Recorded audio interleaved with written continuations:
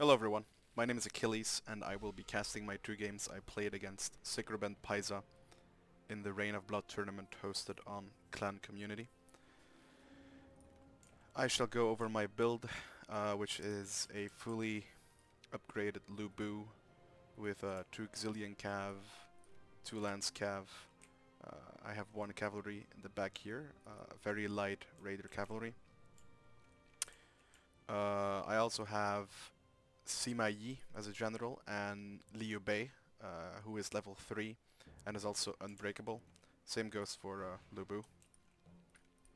For my infantry corps, I have 2 G militia here, backed up by 2 regular crossbows and 2 yellow dragons. 1 protector of heaven in the center to kind of connect these 2 separate contingents. Right here I have another 2 G militia, another 2 crossbows, and another yellow dragon. Now there are 2 yellow dragons over here, 1 over here. I mainly want to use this bit of my army kind of to just hold him up, and I want to be really aggressive with this contingent right here. For my opponent, Pyza from the SacredBand clan, he has Gongdu, 2 Qiang Marauders, I think. 2 Qiang Marauders, 2 more Qiang Marauders right here. Very important is that they have immunity against fatigue, or are supposed to have it at least. Yes, they're immune to fatigue, which is a huge deal in Records mode. He also has Ma Chao, he has Zhu Yu as strategists. Some peasant spearmen right here, yellow turban spearmen, yellow turban spearmen. So like a main line of yellow turban spearmen with some peasant spearmen on the flanks. He has these Onyx dragons, 2 of them, which are really good bow units. Like they're light, they're fast. They have, they're one of the only bows with 250 range actually, and they do some decent damage as well. And they have insane amount of ammunition. Look at this, they have 60 ammunition. Then we have the regular 4 crossbows. So let's get this started with. So he has the skirmish advantage, and probably also the cavalry advantage, but my infantry is way better. And my plan here is to actually be a bit aggressive and actually just play it aggressive. Now, what allows me to play aggressive right here, because usually the player with the stronger cavalry can play more aggressive than the player that doesn't really have a lot of strong cavalry. My cavalry is decent, but it's just not as strong. It's basically because of these yellow dragons. These yellow dragons are really good units. What makes them so special is that their only weakness is that they have they are light units, light mass, and they die to cavalry instantly. But what makes them so strong is that they have 80% missile block chance. So that basically means if you start shooting at my yellow dragons, they're just gonna tank arrows for days. They're also pretty fast for an infantry unit. They have 74 morale, so they're not gonna rout. They have an insane charge bonus. They have a very good weapon with 30 melee attack rate, and their evasion adds up to 40.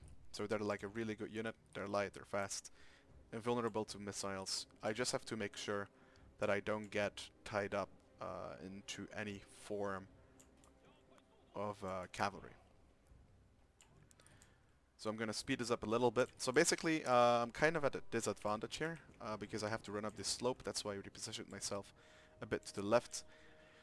Pyza is going to try to intelligently seize this ground, because this ground has a huge advantage over me, because then you can basically attack, downhill. Pyza is attacking these G militia, or he's just not really having attack orders on his crossbowmen. And they're very weak against missiles, but that's okay. I mean, these are basically meat shields anyway. Now he's gonna get a downhill charge here, and that's why I pull away for some even ground. And right here I got a really good charge uphill. As soon as he got down, I charged back in, so he doesn't really have a lot of momentum behind it, and I'm supporting this fight with my crossbows right here. I also charged into his Zhu Yu strategist, which is unbreakable. I only just noticed now. But it's gonna keep all this cav here that could potentially have been supporting this flank right here, and I'm also mounting my main assault right here, whilst I'm also flanking around with my very strong cavalry contingent over here. And because all of his cavalry is tied up here, dealing with that one little peasant raider, he is not going to be able to respond in time for my cavalry over here. I'm going to put this in slow motion just a little bit. So my main line engaged, and these yellow dragons, I couldn't have asked for a better engagement, really. Allowing them to charge in like that, they're basically going to melt this main line, and then all these archers are basically going to be unprotected. And Pyza is going to have to bring over all his cav to this side to basically stop me. And I basically broke this flank too. And now I'm gonna, of course, move up with my units over here to approach on this flank as well. I have enough cav here to basically ignore the Peasant Spearman. Gonna charge this Qiang Marauder with a fully fledged out Lu Bu. Look at that. Lu Bu is so strong even in Wreckers mode, it's insane. You see I broke through the center. Pyza is going to use Zhu Yu to basically charge the Yellow Dragons, which is a really good choice. The Yellow Dragons are so vulnerable to cav that you can even use your strategist to charge them. I'm going to counter charge with my Xilian cav over here. And this cav fight is actually going to be really good for me. The thing with cav fights like these is that Lu Bu is unbreakable, so he's just going to stay there. And as long as he's going to stay there, he's just going to keep sending in units to try and kill Lu Bu. And it's really easy in just to forget that units are unbreakable. So you're just gonna keep blobbing units on the unbreakable unit, and then I have a lot of free units to basically do what I want. As you can see, like all of these units are just trying to get over here now. Yeah, I just winning that fire here allowed me to kind of snowball this game. I did quite a bit of a misclick right here, as you see. Like I selected my group. I actually wanted to select my cavalry on this side, and now the attack orders are all over the place. Engaging my strategist with his strategist, but my strategist is just gonna rout. It's just gonna rout. But yeah, basically it's GG now.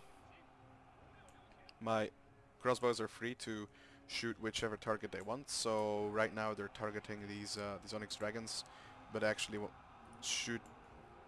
Yeah, I am refocusing them now to fire on Machao to get rid of his generals. If I get rid of his generals, it's basically GG. Now my Liu Bei is gonna get into the skirmishers. His Gongdu is getting peppered by these crossbowmen. His cav in the back is going to come back, but you see I'll target those and they're going to rout as well. Pyza is trying to make the best of it, but he just doesn't have enough to plug all the gaps and close it out. So that is going to conclude the first game. These Peasant Spearmen are not really going to do anything against Lu Bu, even though they're supposed to be anti-large. Lu Bu is just way too strong. So yeah, that was the first game. And let's get into the second game. So in the second game, I went with this build right here. This is a bit more meta because I'm using the 4 Watchmen of the Peace, the 2 Peasant Archers or the Yellow Turban Archers, using 2 Protectors of Heaven with 2 what is that?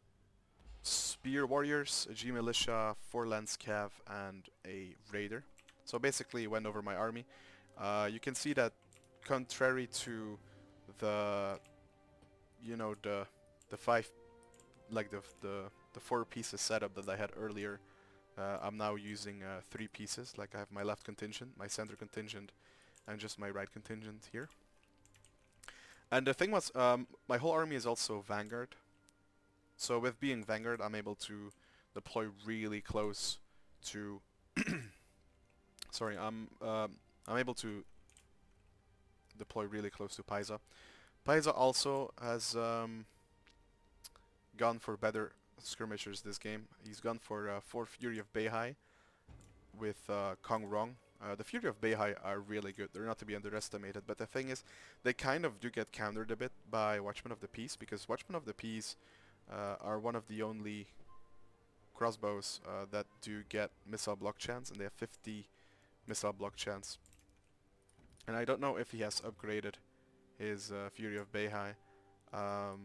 He kind of has, because they have 30 range attack rate, so they're going to be shooting a ton of arrows or a ton of missiles. But because I have this 50 missile block chance, I'm gonna be able to trade really, really well with them. Then he's got some yellow turban spearmen as a main line again. I think he has 5 of them.